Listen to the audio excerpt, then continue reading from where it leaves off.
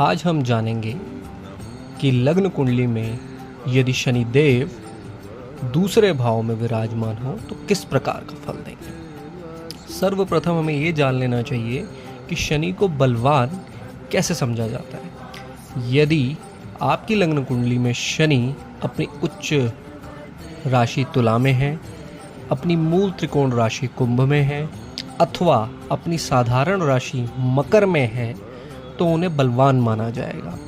उसी प्रकार से शनि के जो नक्षत्र हैं, पुष्य नक्षत्र जिसे सभी नक्षत्रों में सर्वोत्तम नक्षत्र, शुभ नक्षत्र माना जाता है, अनुराधा नक्षत्र और उत्तरा भाद्रपद नक्षत्र में यदि शनि विराजमान है तो कुछ मायनों में भी इनके शुभ फल प्राप्त होते देखे गए हैं। तो आइए हम जान लेते हैं कि दूसरे भाव में यदि शनि विराजमान हो बलवान अवस्था में तो वो किस प्रकार से जन्म कुंडली को प्रभावित करते हैं। दूसरा भाव जो है जन्म कुंडली का वो धन भाव कहलाता है। हमारे कुटुंब, परिवार, करीबी ब्लड रिलेशंस, संचित धन का विचार कुंडली के दूसरे भाव से ही किया जाता है। अब यदि शनि जैसे बलवान ग्रह दूसरे भाव में विराजमान हो तो ये जातक की वाणी को अत्यंत मधुर बना देते हैं। हालांकि शनि पापग्रह हैं, कभी कभी जातक कटु भाषा का भी उपयोग कर सकता है, परंतु वाणी मधुर होती है। ऐसा व्यक्ति धन को संचित करने में बहुत विश्वास रखता है। शनि विलंब के भी कारक है, जिस कारणवश धन संचित होता है परंतु धीरे धीरे होता है। ये भाव आपके कुटुंबजनों का भी है। यदि बलवान शनि कुटुंब भाव में विराजमान है तो इसका मतलब आप अपने परिवार में चहेते होंगे। हो सकता है आप अपने परिवार के अंदर सबसे बड़े भी हों। करीबी रिश्तेदारों से आपका बड़ा अच्छा प्रेम लगाव रह सकता है।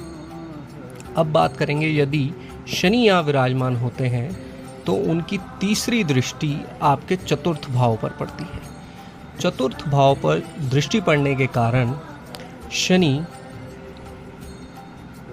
आपको घर बार से थोड़ा दूर भी रख सकते हैं। हालांकि बलवान शनि की दृष्टि पड़ने के कारण आपके पास भूमि, भवन, वाहन का सुख, माता से प्रेम अधिक होगा, परंतु कई मामलों में देखने में आया कि ऐसे जातक को बिजनेस या नौकरी के चक्कर में अपने घर परिवार, अपने जन्म स्थान से थोड़ा दूर भी रहना पड़ता है।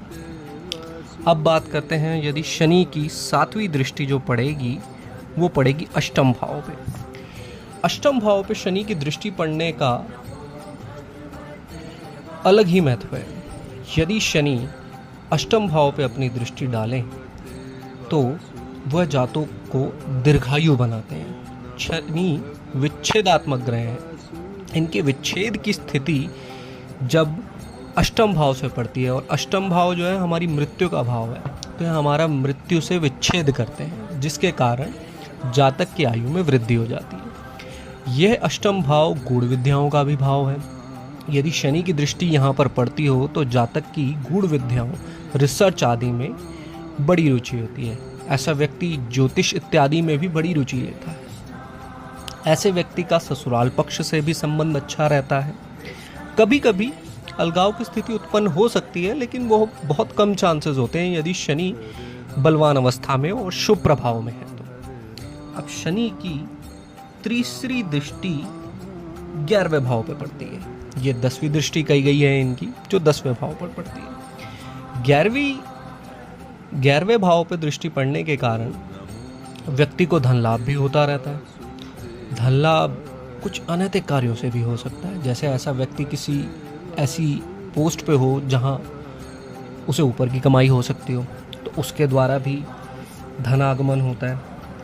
ऐसे व्यक्ति की लालसाएं जो हैं वो धीरे धीरे पूरी होती है, क्योंकि 11वां भाव जो है वो हमारी लालसाओं का, हमारी इच्छाओं का भाव है।